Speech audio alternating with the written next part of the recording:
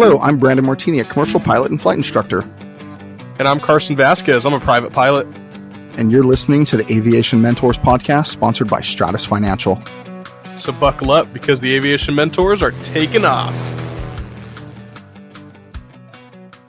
During your flight training, you spend a lot of time training on what to do if something goes wrong. After you get your private pilot certificate, you can rent airplanes from a school or a flying club and fly almost anywhere, whether that be locally around town, in the practice area, or going on a long cross country, which we're going to kind of touch on today. The thing is, you don't get trained on what to do when something goes wrong far away from home. Sometimes your instructors may mention it or something like that, but it happens not so often. So what do you end up doing? Today on the Aviation Mentors podcast, we're talking about what happens when a plane breaks down and you're nowhere close to home and you don't know what to do. We're going to give you some ideas and prep you a little bit for what to do when this happens to you in the future. Because the odds are, if you fly a lot and if you continue flying, it's going to happen at some point. Even if you're in the airlines and working for an airline as a captain or a first officer, sometimes you get stranded that way too. Sometimes airplanes break at little airports and they have to get fixed. So today we're going to talk all about that. Yeah, in aviation, things happen all the time. No matter how well you might do a pre-flight inspection on an airplane, things can still break in your flight. And while we're not talking about in-flight emergencies, what happens when you're 500 or 1,000 miles away from home and you find your plane leaking oil or have another issue, serious or otherwise?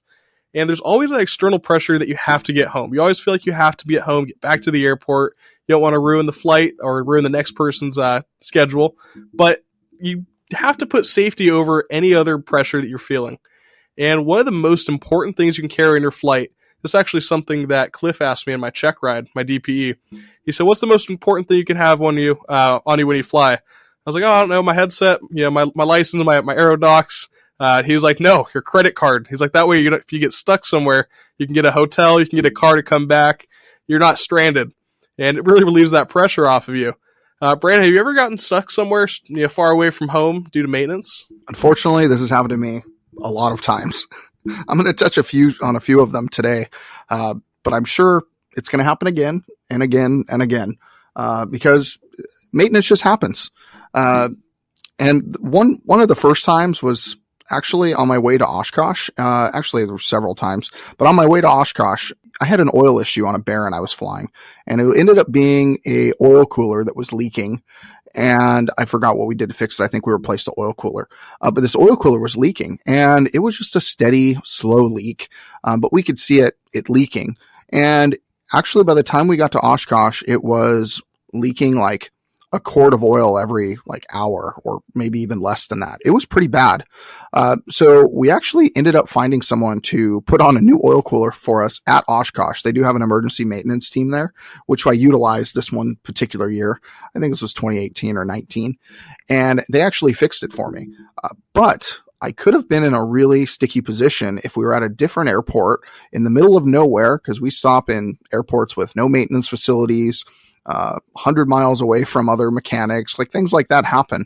So luckily we were able to make it all the way to Oshkosh. If that oil leak if it was any worse, we wouldn't have been able to stop, or we wouldn't have been able to make it all the way to our destination. Just like some other issues. I've had a 172 that I took to Las Vegas, and it had radio issues. And I took it to McCarran. So if you have radio issues at McCarran, guess what? They are not going to let you leave out of there. So I actually had to leave the airplane there, and I actually airlined back home, which luckily I think was only like $100 or $150 to take an airline back home.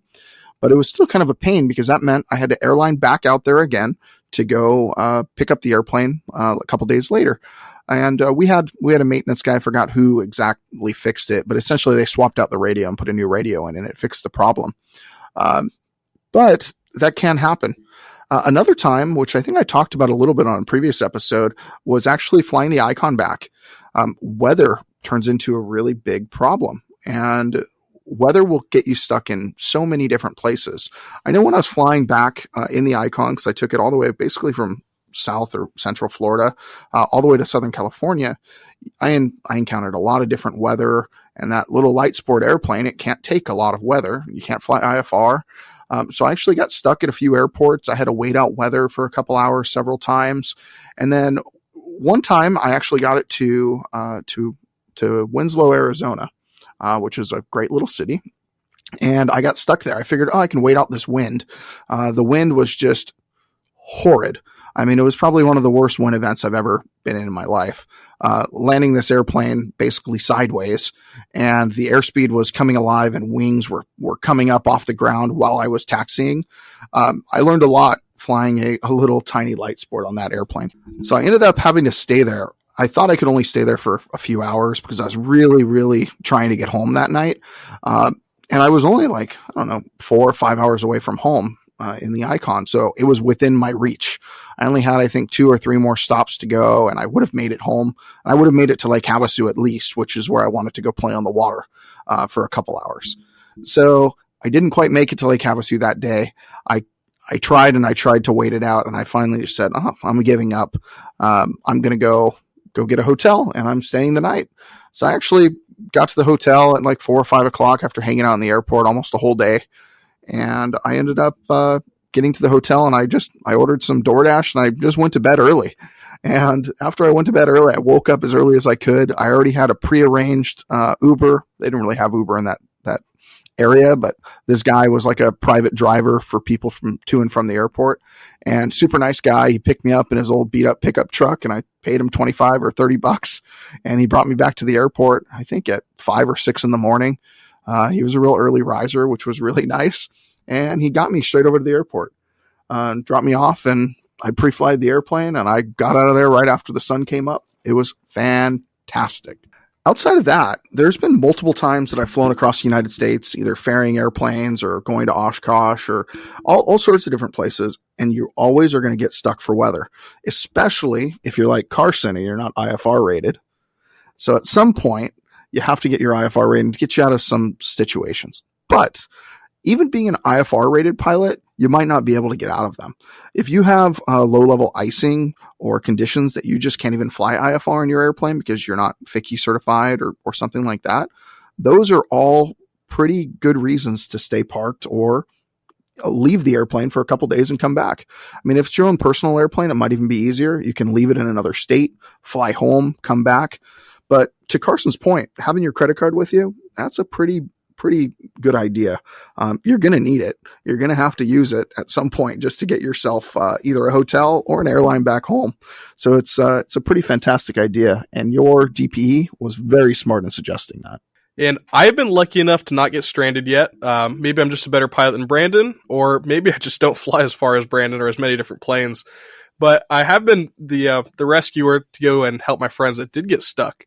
And they ended up down Oceanside, not too far away, maybe an hour flight if you're in a slow plane.